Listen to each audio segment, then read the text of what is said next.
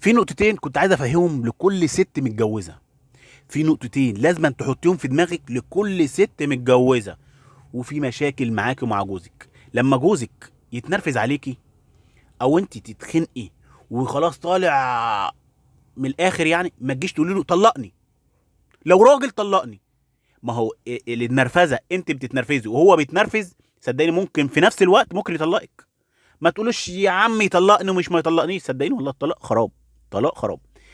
مش اي واحد متجوز وهو متنرفز، بلاش الكلمه اطلقك، بلاش انت تقولي له طلقني. لو راجل طلقني، الكلمه دي وحشه.